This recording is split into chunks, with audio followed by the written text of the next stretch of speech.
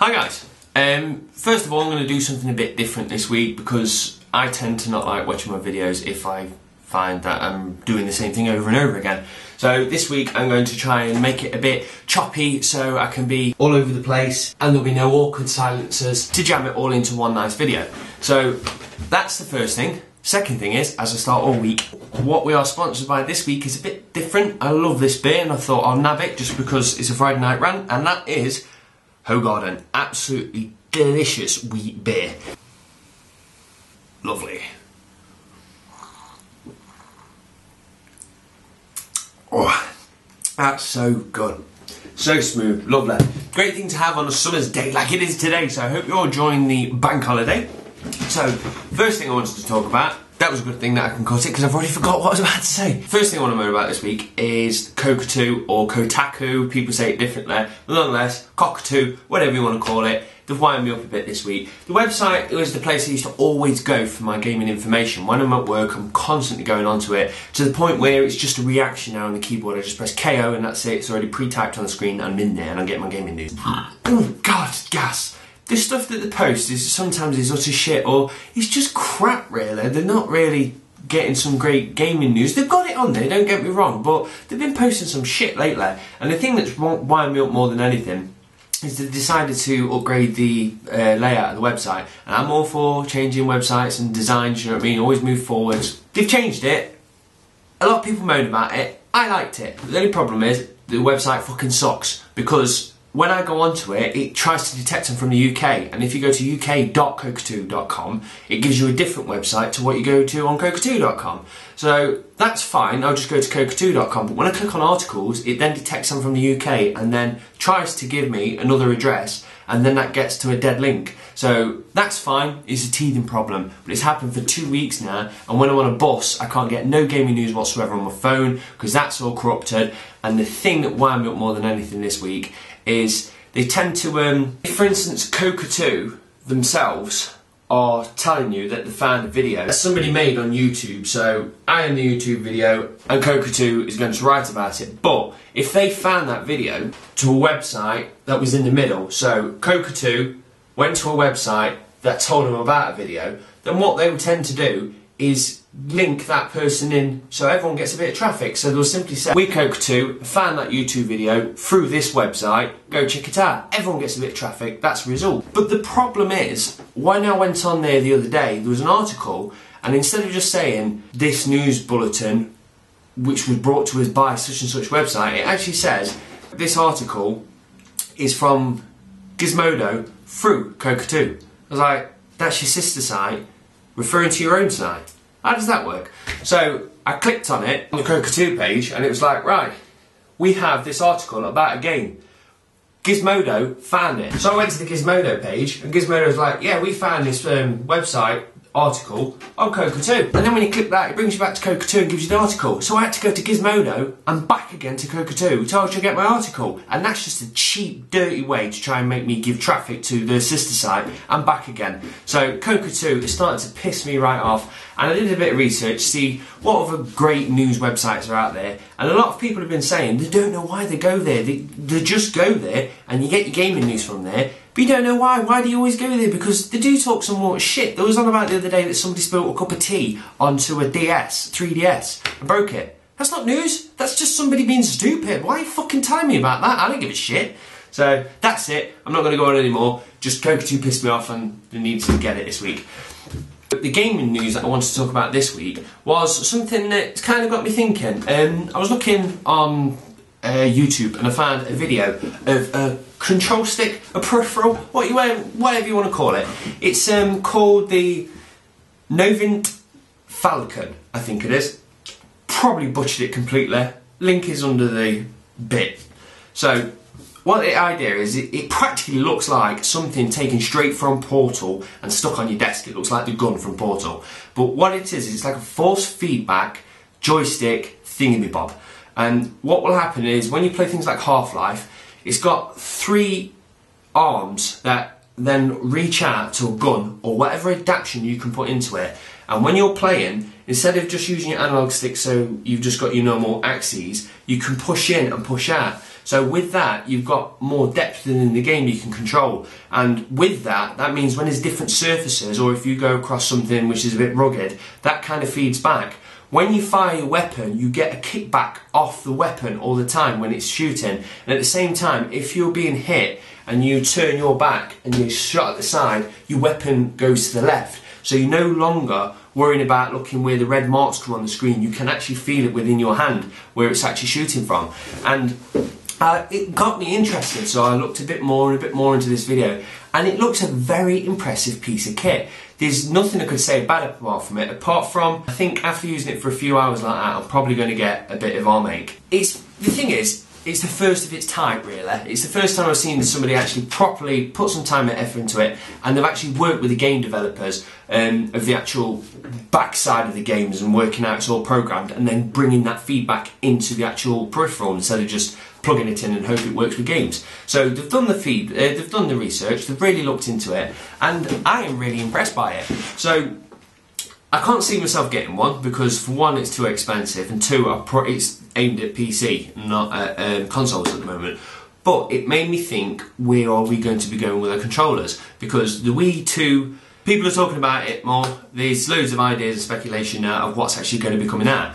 So some people have said it's going to be a touchscreen, which would be horrible. It'll be cool because you can have nice pictures of the classic controllers that you're playing, but the thing is, I couldn't play a game because I want to be watching the telly and I need to feel where my buttons are with my actual thumbs, so I don't want to look down and make sure I'm hitting the correct buttons. So hopefully that's not an idea. But the thing is, what I've always thought is, when you've got things like the Wii, the Kinetic and PlayStation Move, is the good for kids because it makes them do all this, and that's what kids like doing. Every kid likes doing this. I don't know what that was. I'm playing with a control pad in my hands. I will forget that it's in my hands and I'll sit and play. And that's the point of a game to me. So I'm submerged into the game, I'm unaware that these hands are connected to a peripheral and that's controlling my character. I am looking into the game and I just feel like it's being controlled by me. And I don't think too much into it. But I think when you start having these peripherals and you start doing this, that the kids love, start doing this, you kind of take it away. If I'm having to play in kinetics and I'm doing all this, it makes me aware I'm in my living room swinging. And don't get me wrong, it's clever technology, but it don't submerge me into the game. And I've always thought, when they start bringing all these different things out, it's taking me out as a gamer. A lot of people will enjoy it. As me, I like to be into it, submerged, in I go, and I want to play it like that. So nothing really has made me interested since the invention of DualShock, when I could actually start feeling bullets and stuff like that being fired. Then I got a bit more submerged. I was like, oh, I can actually feel the game now. And that's as far as it's advanced for me. All this new stuff that's coming out is wonderful, but it don't push my buttons. And I was starting to think, what is around the horizon that will make me interested? So after seeing this video, I was like, oh, that's very nice. So hopefully people are going to take note and go, we could do something new with our next generation of consoles. So fingers crossed there's going to be more feedback. I've seen a lot of people have all these full body suits on and you can feel the bullets, but that would be fine. It's obviously going to be an expensive peripheral, but that'd be fine if it was just that. But then they're throwing all the bells and whistles saying, like, if you control this, this knows your arm's gone up, and then when you stab, that stabs. No, I don't want to do all that, because I'll be aware that I'm sat in a chair doing all this again that the kids love. And I don't want that. I just want to feel things without having to start going like that. So what would you like to actually see as a controller? Even if you don't agree with me, if you like to do this, then tell me. But what would you actually like to see in the next generation's consoles controllers? That's practically it. It is a bite-sized Friday night rant. It's been far too sunny outside, so my gaming has slumped, and with that means I haven't got that much to have an opinion on. So that is practically it. I'm not going to sit here and talk about any other shit because I don't want to waste your time, don't want to waste my time. In fact, if you have got time to waste, there is a particular YouTuber that I would like to shout out as such, but he's not a person that needs to be shouted at because he's doing quite well. But nonetheless, I want to make you aware of it because his comedy is absolutely brilliant. And that is, I forgot his name, but it doesn't matter. Even if I told you his name, you wouldn't type that into YouTube. You would hope that I provide you with the necessary link, which I have down there. So, click on it and have a look. This guy has created 12 characters or so throughout his comedy YouTube / show. Some of them are hit and miss, but there is one called Keith Ackerberry. Backerberry. Something like that, but nonetheless the information is down below. But all he is he's like a retro gamer collector with a lisp, and he talks throughout his videos with his lisp. He still lives with his mum, I assume, but you never see so. He also has a younger sister, and it's like a documentary is filming him, and he's talking about his passion for gaming, and they follow him when he goes around things like E3 and all the different bits and bobs that there is. And his comedy is absolutely brilliant. When I first found his videos, I became hooked, and I just spent 2 nights going through all his stuff. I couldn't get enough of him. His videos, low quality, but done that way on purpose, so it looks like it's been done on a handheld camera. His brother, I believe, is actually quite good at doing the filming and editing. He may even be a director of some YouTube / videos anyway. But when he's done his music videos, they are top notch, high quality, brilliant soundtracks. His Neo Geo music video is amazing, but the entire production of it is brilliant from start to finish. So check his actual site out. You want to be looking for talking classics, which is the thing I'm particularly interested in. Check out his novel material, but like I say, it might not float your boat, but talking classics should. So definitely check that guy out.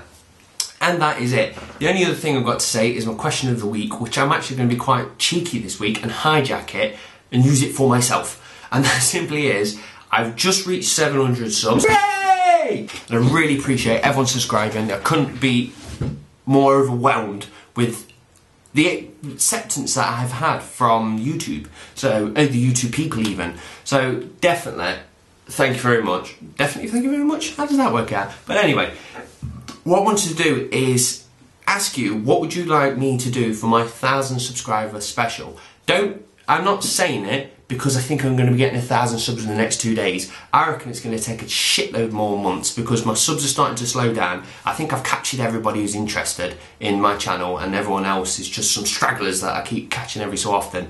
But yeah, I can't see myself getting 1,000 subscribers anytime soon, but I've put a lot of time and effort into my 500 subscriber special, and I want to put even more time and effort into my 1,000 sub special. I want to do something funner, and I would like to, I could do a music video, I could do a sketch. I don't know what I'm going to do, but it may take time and it may take money. So why not get the ball rolling now, get a few ideas out there. I just want to see what everyone's ideas are, and then something might sit, might get the seed in my head, and then it can grow. And then I've got a lot of time to prepare for the actual 1,000 subs, and I can actually buy props if they're needed, and just make sure that the 1,000 sub special is a really well produced video, depending on what it actually is. So get your comments in, tell me what you would like to see. If you could pick anything at all, what would you like me to do for 1,000 subscriber special? And then I will start preparing for it. So thank you very much for watching, guys. It's very sunny outside, so I'm going to go and sit in the garden with this beer. Thanks for watching.